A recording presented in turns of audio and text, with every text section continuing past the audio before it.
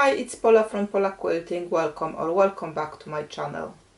So those are the blocks from the last week's tutorial about squares and rectangles. I've popped them on design wall again. So finished block on unfinished block here is 12.5 inches. So if I just sew it together as is, that will give me 36-inch quilt. Now I like to make my quilts kind of lap size because it doubles up as a baby / toddler quilt, and then obviously you can use it when you snuggle up on the sofa as well. So what I need to do is come up with an idea for either additional blocks go around it or additional block which I can call creative border, so I can bring it up to kind of have a one extra 12 inches on the side, so probably half, so it'll be about 6.5 inches on each side, and then top and bottom I want to again increase it by 2 blocks, which is 12 at the top and 12 at the bottom, and that will give me a size approximately 40 by 60. That's the size I go for the lap quilt. So let's have a look what we can do about that.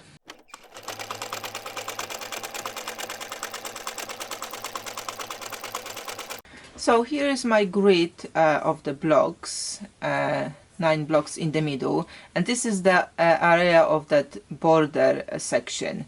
So using my method of perfect borders every time, which I will link in the description below, I want to add a piece of borders here which will be 12 by 6.5 inches here, or 12.5 by 6.5 on the sides to match up the blocks.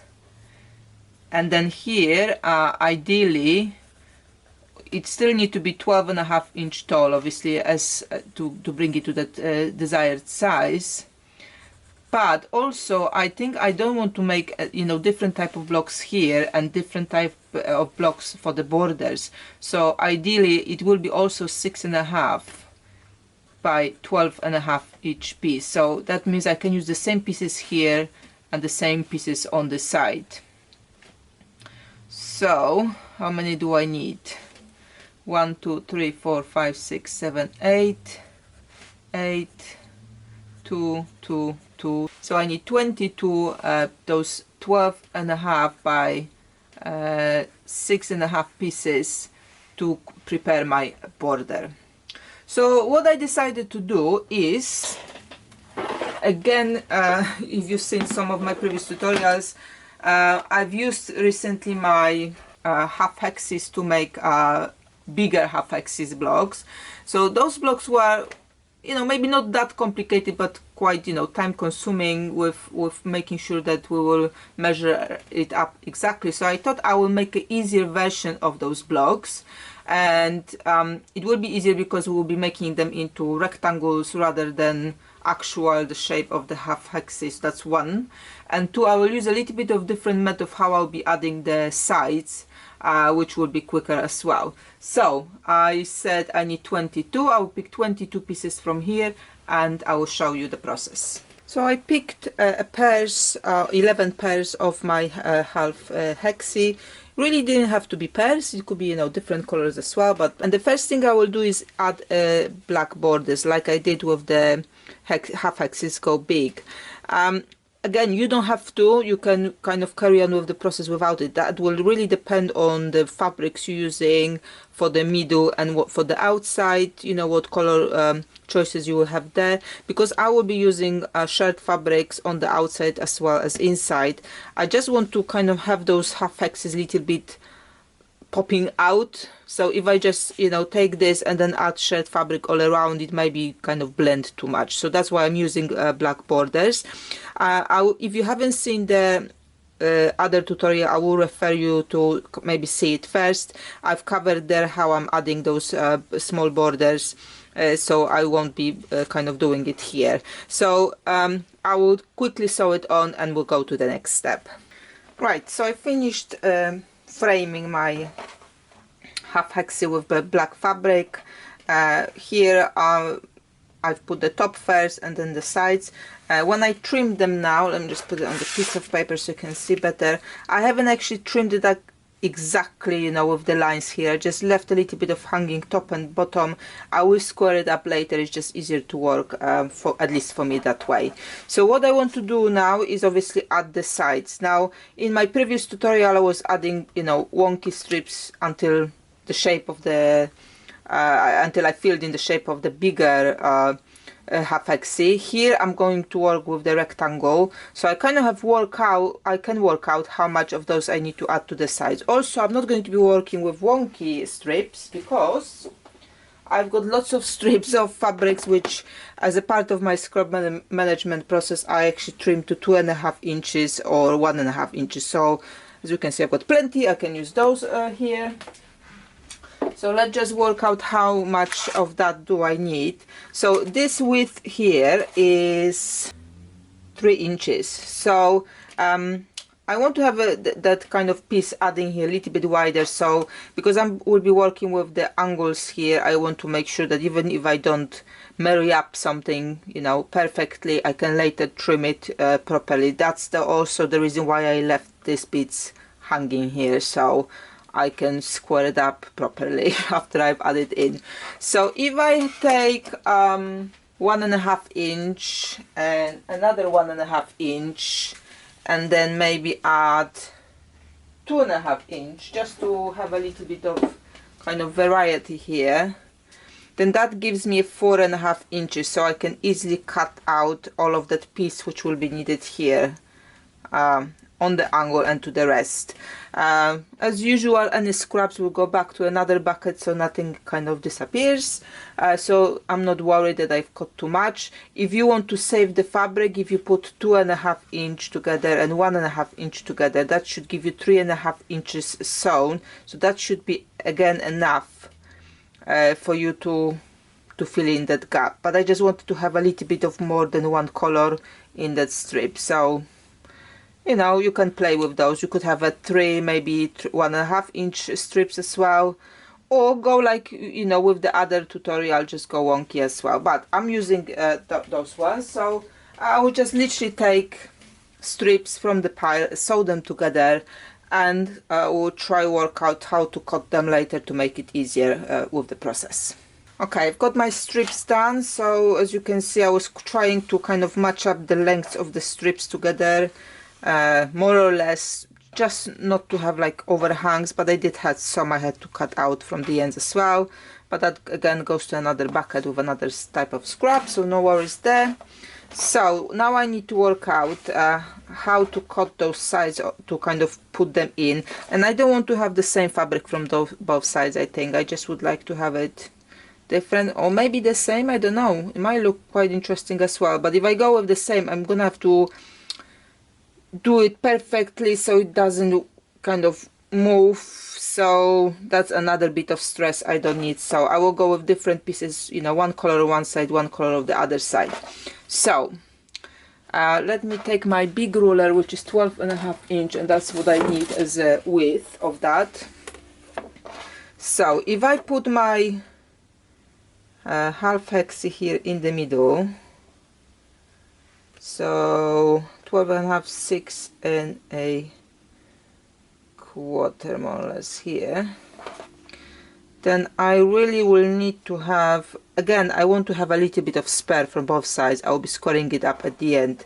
I just want to work out more or less what that piece will need to be, and I can actually create some sort of template for cutting, so just to, you know, speed up the work. So I'm just going to take a piece of thicker paper, and so this way will be fine. That gives me a little bit of extra here. So let me just trim it to 4.5 inches because that's the width of my strip.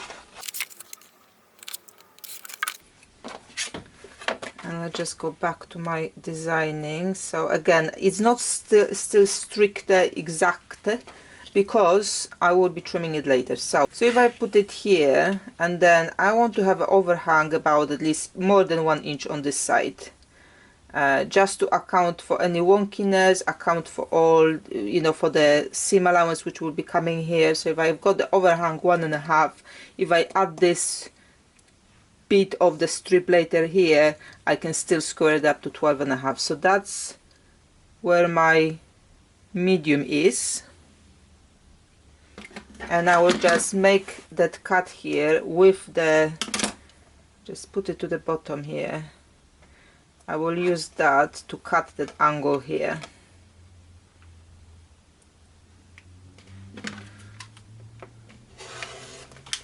Okay, so this is the template of the strip I need. I mean, I think that's the template of the strip I need. I will test it now. So what I can do now is take maybe one or two of those strips, put one on top of another. So I can put my template on, and I need to cut out that first bit here just to straighten it up, and then I need to trim it on this side. Here is not so relevant, as I mentioned, we'll be kind of trimming later whole piece. I just want to make sure that I'm keeping this angle here, because that's where I want to match it up more than anywhere else. And then I can move my template on the other side and trim here. Is the other one long enough? No, it isn't. It's finished already. That's okay. I will take another piece, so shorter at the top. So I will put it here. Again, I will just trim this side straight. It doesn't have to be exact because we will be trimming it later again, so no issue here. What I want is to have my angle on this side properly, so I can sew it onto my tumbler or half hexi. Okay, so that's, we put it aside. I think I've got an idea how to use them still in the project, but we'll see in a bit later. So that's my half hexi. So this piece can go on this side, and this piece can go on that side. Again, because I've got that excess here, I can play a little bit of the placement. Can be a little bit lower, can be a little bit higher. This overhangs here again, so if I stitch it exactly with it, probably will be not enough. If I start like this, it will go, it's kind of stuck below. It's not going to line up properly because I wasn't calculating how much I'm sticking out.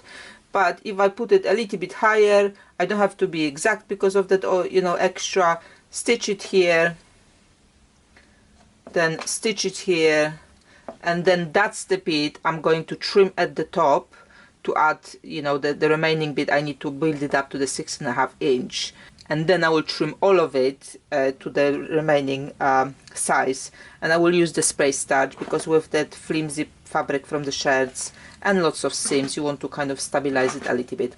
Okay, so let's sew those two bits together and we'll see how the block looks like.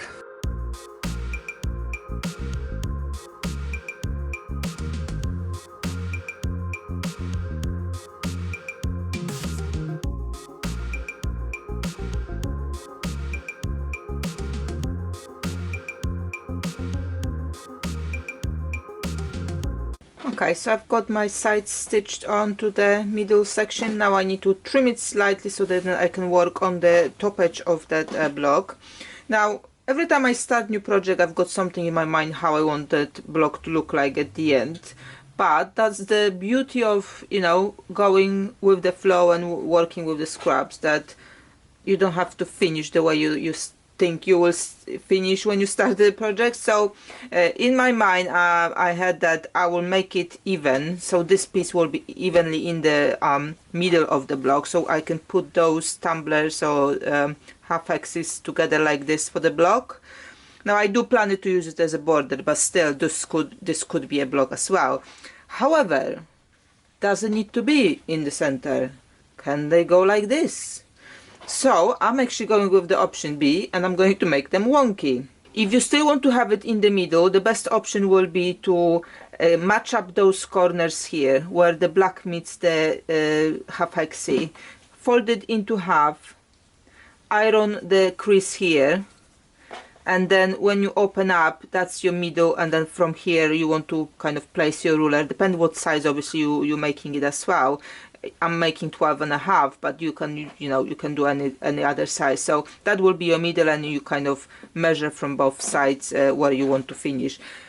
However, like I said, I'm not going to go with the middle. I'm going to be making them wonky. So the only thing I want to do is narrow down a little bit of those pieces, because they do stick more than, you know, they need to. So as you can see, this is my 12.5 ruler, and if I put it on top of it, I've got quite a lot of excess. So I'll just go, I still want to keep a little bit of excess on the sides for the trimming later, but I want to narrow down, so when I start putting the top and the bottom, I don't have that much excess. So this is now how the block will look. When I do another two, I will just trim on the other side. So I'm just going to play with it now. But what I want to do next is trim the top edge, because we'll be adding extra pieces. So I'm just aligning with that top edge of that black piece here.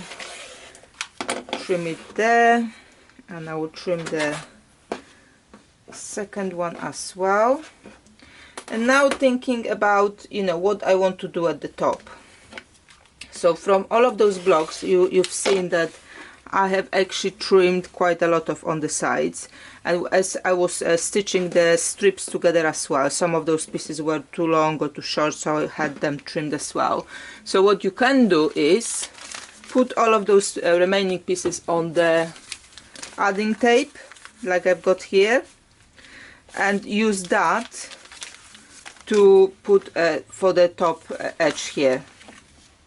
So because it will take me some time to finish off those scraps, so instead of using the scraps I cut out from this type of block, I actually will use something I've got already made. Now I have measured it, and obviously this is not wide enough. This bit here is not wide enough for me to add here and then square it up to 6.5 inches. Also, it is quite busy still, so I've decided that I will add the strip of plain fabric here, and then I will add that, so that kind of cuts that block a little bit and have something to rest your eye on. Also, when I was trimming my pieces, so I cut them more or less to 13.5 inch, again a little bit of excess to square up later, but I did a little bit of different method of kind of trimming it. So I've trimmed the bottom piece here, going beyond the paper line. I do have a video how I'm preparing my strip, so I will link it in the description below. And normally for the blocks I will just trim it with the paper, and that gives you, you know, perfect strip, or even go, you know, more here depending what width I need. Here, because my strips were, when I'm making them, they're sticking out like here, I just, you know, because that's the pieces I've got, so I just go a little bit beyond the paper. I've trimmed it here as far as I could, you know, with whatever was sticking the least, and then I will add my plain fabric, and then I will add my bottom piece, and that should be enough to square up to the 6.5 inches. So let's make few and see how it goes.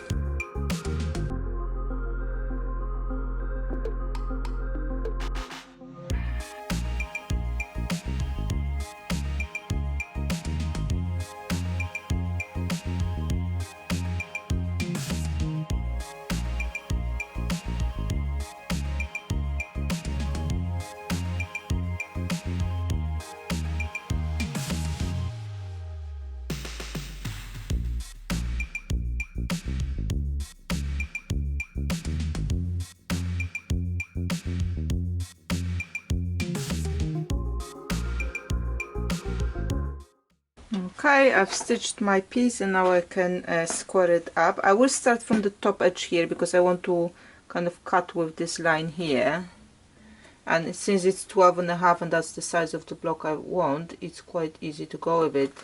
And that's what I always kind of advise: work with the block sizes for which you have a ruler. That's the easiest way. Or if you have a favorite size of the block, get a ruler of that size as well. It just kind of makes work easier. So all around, and then I just need to trim that top edge now to 6.5 inches. Here you go.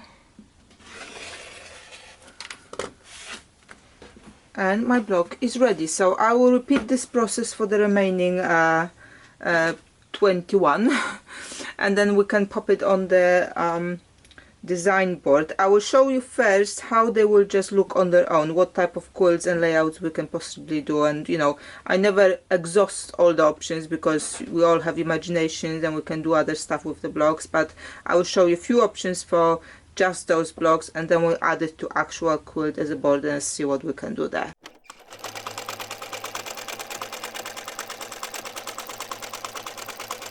And here it is, small selection of layouts for floating half hexes. That's how I call that block. While you're watching, I would like to thank all of you who subscribed to this channel and checked out my website. You can find me also on Instagram, Facebook and Pinterest. All the details are in the description below. All your support is on any of the social medias and my website are hugely appreciated.